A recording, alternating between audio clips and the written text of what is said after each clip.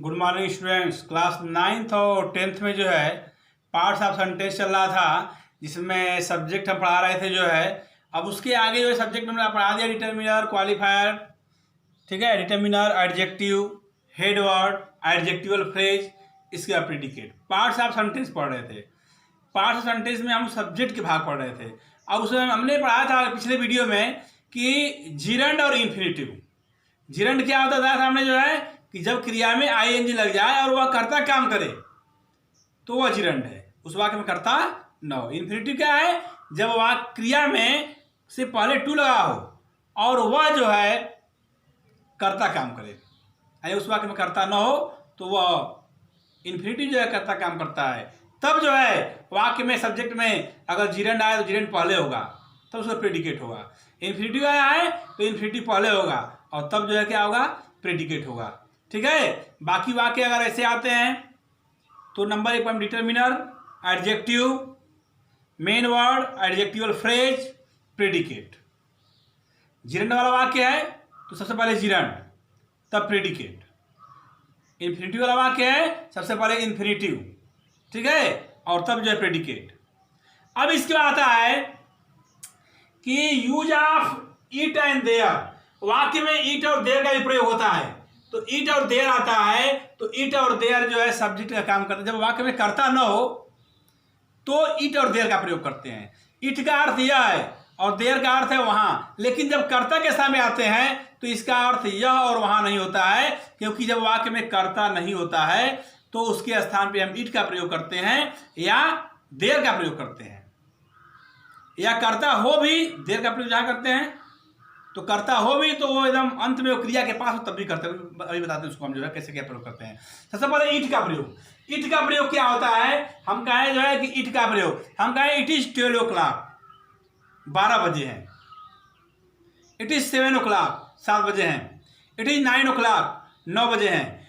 तो समय के लिए, दिन के लिए, महीना के लिए, ऋतु मौसम के लिए हम इट कर्ता का प्रयोग करते हैं और उस इट कर्ता का मतलब जो है यह नहीं होगा। ठीक है। तो दिन के लिए, महीना के लिए, समय के लिए, मौसम के लिए, ऋतु के लिए हम इट कर्ता का प्रयोग करते हैं। भाई इट और देर दोनों आ गया। तो हमने कहा इट का प्रयोग कहाँ करते हैं? जो है निर्जीव वस्तु के लिए करते हैं इट का प्रयोग। निर्जीव वस्तु के लिए इट का प्रयोग करते हैं। दिन के लिए इसे हम कहें कि इट इज हॉट टुडे, आज गर्मी है। कहें कि आज गर्मी है तो इसका अनुवाद क्या होगा? It is hot today. इस वाक्य में कर्ता नहीं है, तो जब कर्ता नहीं है तो हम इट का प्रयोग करेंगे। और हमने कहा कि समय के लिए, दिन के लिए, आज दिन है, सोमवार, मंगलवार, कोई भी दिन हो तो समय के लिए, दिन के लिए, महीना के लिए,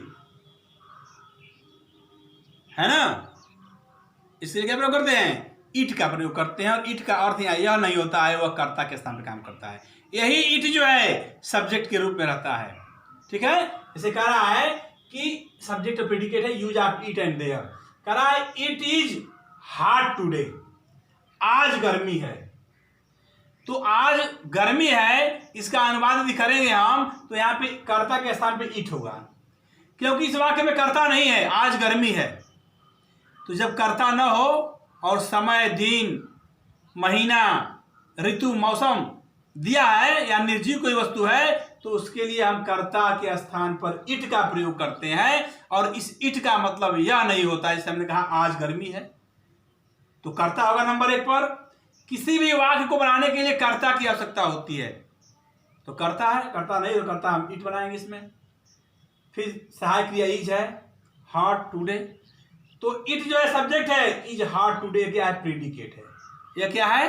प्रेडिकेट है। इट इज हॉट टुडे, आज गर्मी है। हम कहें आज ठंडी है, इट इज कोल्ड टुडे, आज ठंडी है। हम कहें आज बुधवार है, इट इज वेडनेसडे टुडे, आज बृहस्पतिवार है, इट इज थर्सडे टुडे। तो दिन के लिए, महीना के लिए, समय के लिए, ऋतु के लिए, मौसम के लिए हम कर्ता इट का प्रयोग करते हैं। ठीक है, अगर इट वाज कोल्ड एस्टरडे, कल ठंडी थी। इट वाज कोल्ड एस्टरडे, कल ठंडी थी। ठीक है, तो इट का प्रयोग यह सब्जेक्ट के स्थान पर इट होगा, और बाकी सब क्या है जो है प्रेडिकेट है। क्या है? प्रेडिकेट है। अभी आगे आप पार्ट्स ऑफ सेंटेंस पढ़ रहे हैं, पार्ट्स ऑफ सब्जेक्ट पढ़ रहे हैं। जब इसके बाद ये बस अब समाप्त होने वाला है पार्ट्स ऑफ सब्जेक्ट, इसके बाद आएगा पार्ट्स ऑफ प्रेडिकेट। जब प्रेडिकेट के भाग पढ़ेंगे तो उसमें क्या क्या आता है, जैसे आपने पार्ट्स ऑफ सब्जेक्ट पढ़ लिया कि डिटरमिनर आएगा, क्वालिफायर आएगा, है ना, एडजेक्टिव आएगा, हेड वर्ड आएगा, एडजेक्टिव फ्रेज आएगा, जिरंड आएगा, इन्फिनिटिव आएगा, इट और देयर आएगा। सब्जेक्ट कभी कभी कर्ता में सब्जेक्ट जो है एक ही कर्ता होता है, तो वो भी करता रहेगा, सब्जेक्ट रहेगा, हेड वर्ड आएगा, और मेन वर्ड इट और देयर सब मेन वर्ड है इसमें। इसके साथ कुछ भी नहीं है कर्ता के साथ। ठीक है, तो इट का प्रयोग हमने बता दिया है कि दिन, महीना, मौसम, समय, ऋतु के लिए जो है इट का प्रयोग करते हैं। ठीक है, अब दूसरी चीज कि देयर का प्रयोग, जब किसी वाक्य में कर्ता न हो वहां देयर का प्रयोग करते हैं, वहां नहीं होगा। या कर्ता हो भी तो क्रिया के पास हो वहां पे, तो वहां पर भी देयर का प्रयोग करते हैं। ठीक है, इसलिए कहा जो है कि there are 40 boy in the class, कक्षा में 40 लड़के हैं। There are 40 boy in the class, कक्षा में 40 लड़के हैं। तो यहां हमने देयर का प्रयोग किया। जब कहेंगे एक जंगल में एक शेर था, देयर इज अ लायन, जंगल में एक शेर था, there is a lion in the forest. यहां देयर का प्रयोग हुआ। क्यों? क्योंकि कर्ता जो है क्रिया के पास जब होता है तब वहां देयर का प्रयोग करते हैं। पहली बात, या तो कर्ता हो ही ना, तब देयर का प्रयोग करेंगे, है ना। तो there are 40 boy in the class, कक्षा में 40 लड़के हैं। देयर सब्जेक्ट है, are 40 boy in the class, ये क्या है? प्रेडिकेट है। अगला है कि देयर इज नो प्रॉब्लम, कोई समस्या नहीं है। देयर इज नो प्रॉब्लम, कोई समस्या नहीं है। तो इट और देयर का प्रयोग कर्ता के स्थान पर करते हैं और यह सब्जेक्ट के रूप में होता है। इस तरह सब्जेक्ट के जो भाग हैं, सब्जेक्ट के जो भाग हैं आपने पढ़ लिया। पार्ट्स ऑफ द सेंटेंस में पार्ट्स ऑफ द सब्जेक्ट पढ़ लिया। अगर वाक्य आता है तो सबसे पहले हम वाक्य में ढूंढते हैं कि डिटरमिनर कहाँ है, सीक्वेंस ऑर्डर क्रम को इधर उधर कर देगा। अभी जब आप प्रेडिकेट पढ़ लेंगे तो प्रेडिकेट पढ़ने के बाद अब आपको तब वाक्य दिया जाएगा ऑर्डर क्रम सजाने के लिए, और वही चीज पूछता है। यानी सब्जेक्ट के पार्ट आप पढ़ लिए, अब इसके प्रेडिकेट के पार्ट पढ़ेंगे। जब प्रेडिकेट के पार्ट पढ़ लेंगे तब आप जो है इस टॉपिक को जो है, जो शब्द दिए रहेंगे इधर का उधर करके उसको क्रम में लगाएंगे। तो ध्यान देंगे उसमें कि हम नंबर 1 पर डिटरमिनर लिखते हैं, नंबर 2 पे एडजेक्टिव लिखते हैं, नंबर 3 पे हेड वर्ड लिखेंगे, नंबर 4 पे एडजेक्टिवल फ्रेज होगा, तब फिर प्रेडिकेट के पार्ट आएंगे। अगर वाक्य में डिटरमिनर दिया है, एडजेक्टिव नहीं दिया है, तब वही डिटरमिनर जो है क्वालिफायर काम करेगा। तब क्वालिफायर हो जाएगा, फिर हेड वर्ड होगा, तब एडजेक्टिव फ्रेज होगा। हम कह रहे डिटरमिनर ना हो, एडजेक्टिव ना हो, एडजेक्टिव फ्रेज ना हो, सिर्फ कर्ता ही उसमें हो, मेन हेड वर्ड ही हो, तो उसी को पहले स्थान पर लिखेंगे। पहले हम डिटरमिनर को लिखेंगे, डिटरमिनर नहीं है तो क्वालिफायर रहेगा, क्वालिफायर नहीं है तो मेन वर्ड हेड वर्ड तो रहेगा ही कर्ता, बिना कर्ता कोई वाक्य नहीं बनेगा। ठीक है, और उसके बाद जो है आपका एडजेक्टिव फ्रेज है, नहीं है तो फिर प्रेडिकेट हो जाएगा। तो जो क्रम है कि हम डिटरमिनर खोजेंगे, एडजेक्टिव खोजेंगे, हेड वर्ड खोजेंगे, एडजेक्टिव फ्रेज खोजेंगे, पूरे वाक्य में ढूंढेंगे उसको कि ये शब्द कहाँ पे है। नहीं है तो उसके स्थान पे उसको नहीं लिखेंगे, उसके स्थान पे एडजेक्टिव फ्रेज डिटरमिनर नहीं है तो क्वालिफायर रहेगा, क्वालिफायर नहीं है तो हेड वर्ड रहेगा, हेड वर्ड तो रहेगा ही रहेगा, हमने कह दिया। ठीक है, तो ये रहा आपके सब्जेक्ट के भाग। और किसी किसी वाक्य में हमने कहा कि जीरंड और इन्फिनिटिव दिया था। देखिए जब क्रिया में आईएनजी लगा हो, हमने कहा कि swimming is good for health, तैरना स्वास्थ्य के लिए अच्छा है। तो आप देखेंगे स्विमिंग लगा है, इज लगा है, इज हमारा लगा है, स्विमिंग लगा है, लेकिन वाक्य में कहीं कर्ता नहीं दिया हुआ है। तो जब कर्ता न दिया हो और क्रिया में आईएनजी लगा हो, इसका मतलब कि वह क्रिया जो है जिरंड है और वह कर्ता का काम कर रहा है, इसलिए वह जिरंड जो है नंबर 1 पर आएगा, कर्ता काम कर रहा है, और तब इसे प्रेडिकेट आएगा। अगर किसी वाक्य में क्रिया के फर्स्ट फॉर्म से पहले टू लगा हुआ है और उस वाक्य में कर्ता नहीं दिया हुआ है, इसका मतलब कि यह वाक्य इन्फिनिटिव का है और यह इन्फिनिटिव जो है कर्ता काम कर रहा है, इसलिए इसको कर्ता के स्थान पर रखेंगे और तब फिर प्रेडिकेट रखेंगे। ठीक, वाक्य में ईट और देयर दिया हुआ है, तो वाक्य में ईट और देयर दिया, इसका मतलब ईट और देयर का प्रयोग हम कर्ता के स्थान पर करते हैं। अगर कोई अन्य कर्ता न दिया हो, ईट और देयर दिया है और कोई अन्य कर्ता न दिया हो, तो उसके स्थान पर हम ईट और देयर और तब जो है प्रेडिकेट आएगा। तो ये रहा है आपका parts of the subject. Subject के इतने सारे भाग होते हैं जो आज समाप्त हुआ जो है। इसके बाद हम पढ़ेंगे प्रेडिकेट। प्रेडिकेट में क्या आएगा? प्रेडिकेट में आएगा वर्ब, सबसे पहले तो वर्ब ही आएगा, सहायक क्रिया आएगा, ऑब्जेक्ट आएगा, कर्म आएगा, अन्य शब्द आएगा, कंप्लीमेंट आएगा, पूरक आएगा। ये सब इसमें आएंगे, ऑब्जेक्ट में, इसमें आएंगे, प्रेडिकेट में आएंगे। तो अब जैसे आपने सब्जेक्ट के पार्ट पढ़ा है वैसे ही अब प्रेडिकेट के पार्ट पढ़ने को मिलेगा कि क्रिया, सहायक क्रिया, कर्म, डायरेक्ट ऑब्जेक्ट, इनडायरेक्ट ऑब्जेक्ट, सजीव कर्म, निर्जीव कर्म, अन्य शब्द, कंप्लीमेंट, पूरक, ये सब प्रेडिकेट में आएंगे। ठीक है, तो सबसे पहले हम लोग जो सब्जेक्ट पढ़ लिए पूरा, अब सब्जेक्ट में जैसे हमने कुछ वाक्य लिखे हैं इसमें हम छांटते हैं, जो है कि दिया है आपको किताब में दिया होगा, कुछ करा देते हैं, बाकी जो बचेगा उसको आप करिएगा खुद, जो है कि छांटना है इसमें कि कौन सब्जेक्ट है कौन प्रेडिकेट है। जैसे लिखा है कि बर्ड्स फ्लाई, बर्ड्स फ्लाई, पक्षियां उड़ती हैं। अब देखो कह रहा है कि छांटी सब्जेक्ट कौन है, तो बर्ड सब्जेक्ट है, सिर्फ मेन वर्ड इसमें है, इसमें सिर्फ मेन वर्ड है बर्ड्स, ये सब्जेक्ट है और इधर वाला प्रेडिकेट है। ठीक है, तो बर्ड्स जो है मेन वर्ड है, हेड वर्ड है, बस एक ही सब्जेक्ट इसमें है। ठीक है, तो हमने ये सब्जेक्ट है। आगे है कि the sun rises in the east, एक दूसरा वाक्य है कि the sun rises in the east, इसमें सब्जेक्ट छांटना है।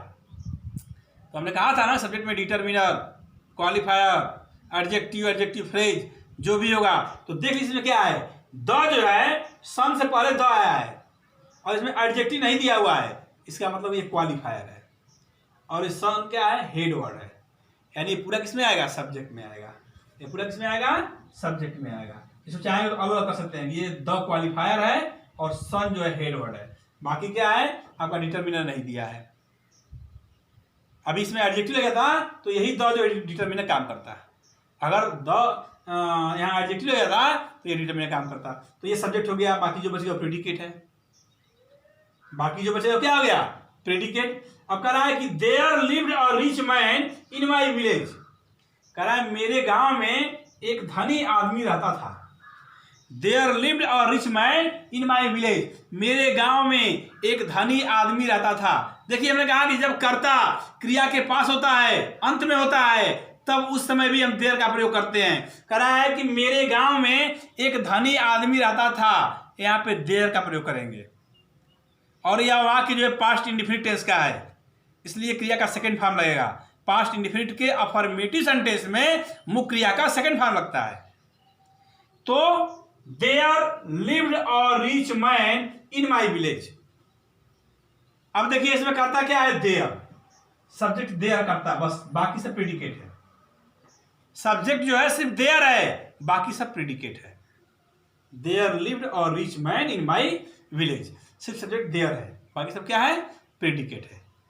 अगला वाक्य है the sun sets in the west, सूर्य पश्चिम में छिपता है या सूर्य पश्चिम में अस्त होता है। तो देखिए द सन, द जो है क्वालिफायर है और सन जो है क्या है, हेड वर्ड है, यानी दोनों क्या है, सब्जेक्ट है, और बाकी सब क्या है, प्रेडिकेट है, बाकी सब क्या है, प्रेडिकेट है। हमको आपकी किताब में एक्सरसाइज में दिया हुआ है कि इसमें छांटिए कौन सब्जेक्ट है कौन प्रेडिकेट है। तो बाकी हमने 2-4 करा दे रहा हूं, और बाकी जो है आप खुद हल करिए, स्वयं हल करिए कि कौन सब्जेक्ट है कौन प्रेडिकेट है। ठीक है। अगला एक वाक्य है कि गोल्ड इज येलो, सोना पीला होता है। तो गोल्ड क्या है? सब्जेक्ट है, और इज येलो क्या है? प्रेडिकेट है। गोल्ड क्या है? सब्जेक्ट है, और इज येलो क्या है? प्रेडिकेट है। ठीक है।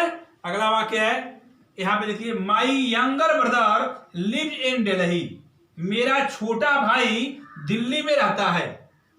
My younger brother lives in Delhi, इसमें छाटना है वो सब्जेक्ट। हमने कहा कि माई भी दिया है, यंगर भी दिया है। यंगर मीन्स छोटा। देखिए,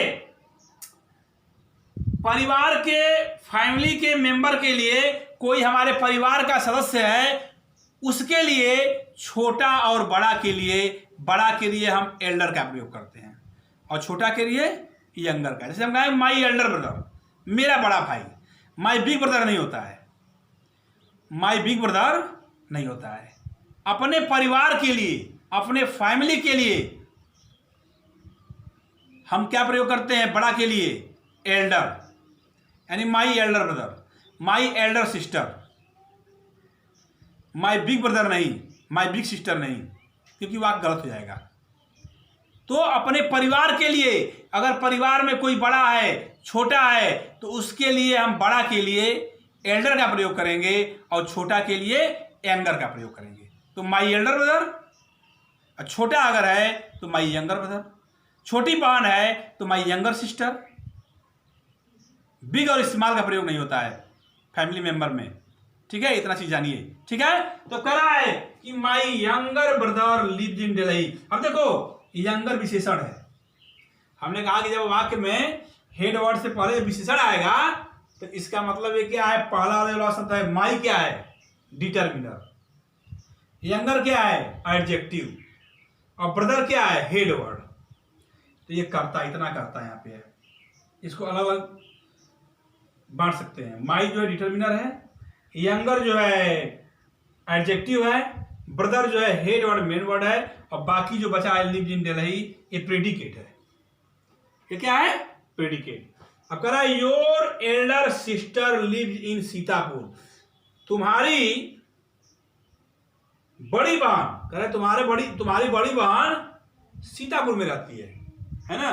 तुम्हारी बड़ी बहन सीतापुर में रहती है। अब देखिए एल्डर यहां पे आ गया, तो एल्डर, तो योर क्या आ गया? डिटरमिनर। एल्डर क्या हो गया? एडजेक्टिव हो गया, बड़ा या बड़ी। हमने कहा परिवार के लिए एल्डर, बड़े के लिए, छोटे के लिए यंगर। सिस्टर इस बहन, ये जो है हेड वर्ड है, मेन वर्ड है। ठीक है, ये इतना सब्जेक्ट हो गया आपका। योर एल्डर सिस्टर क्या हो गया? सब्जेक्ट हो गया, और लिव इन सीतापुर, ये प्रेडिकेट हो गया। तो देख लीजिए, यंगर मीन्स छोटा, है ना? तो परिवार का कोई मेंबर है, अगर वो छोटा है तो उसके लिए एंगर का प्रयोग करेंगे, और बड़ा है तो एल्डर का प्रयोग करेंगे। इस तरह आपका रहा जो है parts of subject, parts of subject. और जब वाक्य को बनाएंगे आप, तब वाक्य में ढूंढेंगे कि वाक्य में डिटरमिनर कहाँ है, नंबर 1 पर हमको डिटरमिनर लिखना है। वाक्य में एडजेक्टिव कहाँ है, नंबर 2 पे एडजेक्टिव लिखना है। वाक्य में हेड वर्ड कहाँ है, मेन वर्ड क्या है, मुख्य कर्ता क्या है ना? वो नाउन और प्रोनाउन हो सकता है, ज्यादातर नाउन है या pronoun. Head word, main word, और नंबर 3 पे फिर ढूंढेंगे एडजेक्टिव फ्रेज, या उसको बोलते हैं एडजेक्टिवल फ्रेज। ठीक, तब प्रेडिकेट। अगर ये सब वाक्य में है, नंबर 1 पर डिटरमिनर है, खोजेंगे, डिटरमिनर मिलेगा तो लिखेंगे, नहीं मिलेगा तब फिर हम एडजेक्टिव खोजेंगे,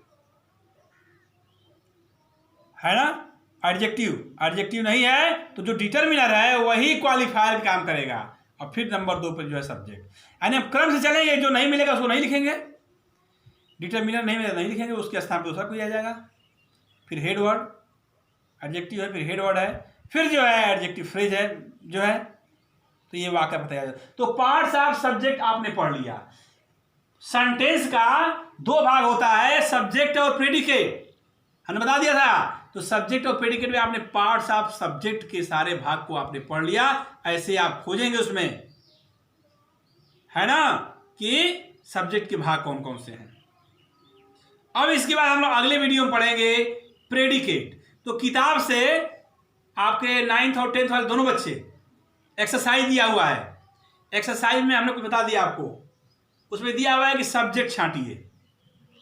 तो आप स्वयं अपने रफ पे उसमें से सब्जेक्ट को और प्रेडिकेट को अलग अलग करिएगा, क्योंकि आपने पार्ट्स ऑफ सब्जेक्ट पढ़ लिया तो सब्जेक्ट के अलग अलग भागों को अलग अलग करिएगा कि डिटर्मिनर है, क्वालिफायर है, एडजेक्टिव है, एडजेक्टिव फ्रेज है, हेड वर्ड है, जिरंड है, इन्फिनिटिव है। ये सब कुछ छांट छांट के आप लिखिएगा, तभी समझ में आएगा। अब इसके बाद अगले वीडियो में हम लोग पढ़ेंगे predicate, parts of predicate, predicate के भाग। जब प्रेडिकेट के भाग आप पढ़ लेंगे तब सब्जेक्ट और प्रेडिकेट को क्या करेंगे, आप मिला देंगे और दोनों वाक्य को मिला के तब ढूंढेंगे आप जो है कि सब्जेक्ट के भाग को पहले लिखिए, फिर प्रेडिकेट के भाग को लिखिए, तब वो वाक्य आपका क्या होगा, पूरा होगा। और आपके एग्जाम में यही क्वेश्चन आता है आर्डर क्रम में करने के लिए, बस। ठीक है, तो फिर अगली वीडियो में देखते हैं। धन्यवाद।